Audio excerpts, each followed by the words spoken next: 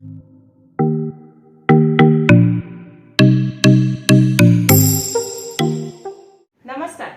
आज आपण गळा वाकडा होऊ नये यासाठी कशा पद्धतीने गळ्यांना आकार दिला गेला पाहिजे हे अगदी सोप्या पद्धतीने समजून सांगणार आहे। कोणताही आकार असो तर कशा पद्धतीने पॅटर्नचं कटिंग केलं गेलं पाहिजे हे अगदी सोप्या पद्धतीने समजून सांगते। त्यासाठी आपण इथे फक्त आज पाठीच्या भागाचं कटिंग बनवूया आणि तिथे मग मागच्या गळ्याचं कसं कटिंग करायचं हे समजून सांगते।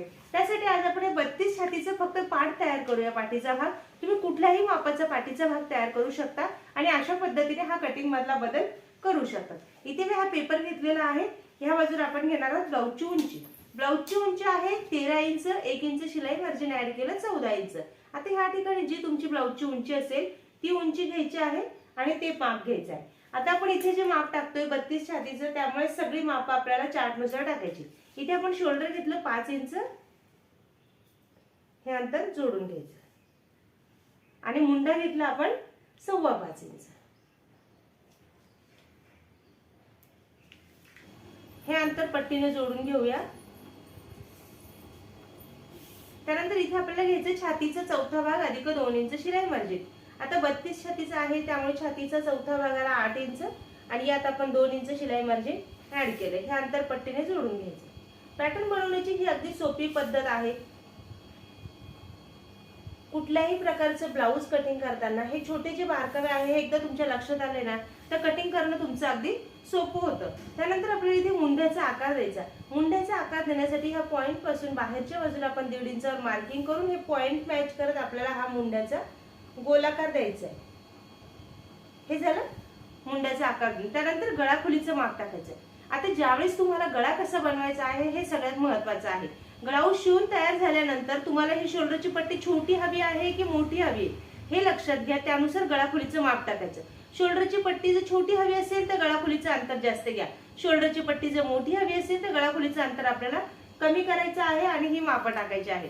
आता मी इथे गळा खोलीचं अंतर घेतलं 2.25 इंच आणि गळ्याची उंची आपल्या आवडीनुसार घ्यायची आहे। गळा वाकडा का होतो हे समजून सांगते। गळ्याची उंची आपली जी असेल उंची अधिक अर्धा इंच शिलाई मार्जिन घ्यायचं।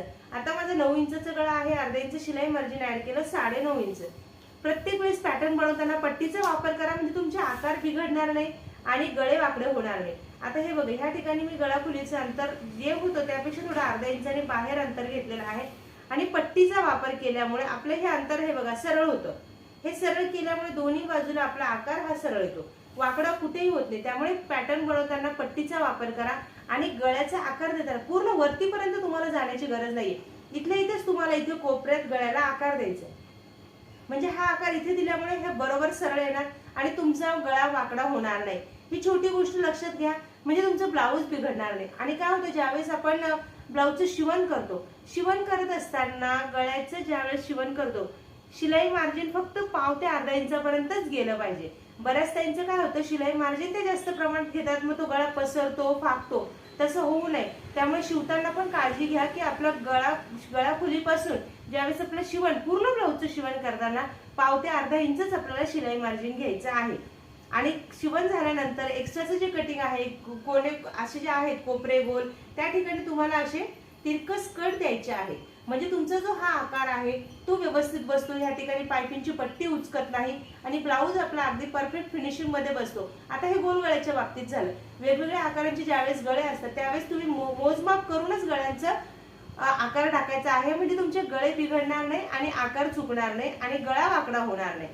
सेम अशाच पद्धतीने हे गळ्याचं कटिंग करायचं आहे, पट्टीचा वापर करायचा आहे म्हणजे तुमचे गळे वाकडे होणार नाही आणि ब्लाऊज परफेक्ट बसेल। नवीन बघणाऱ्यांनी जर अजून चॅनलला सबस्क्राइब केलेलं नसेल तर चॅनलला सबस्क्राइब करून नवनवीन व्हिडिओच्या अपडेटसाठी बेल आयकॉन ऑलला क्लिक करा आणि व्हिडिओला लाईक करून जास्तीत जास्त शेअर करा। धन्यवाद।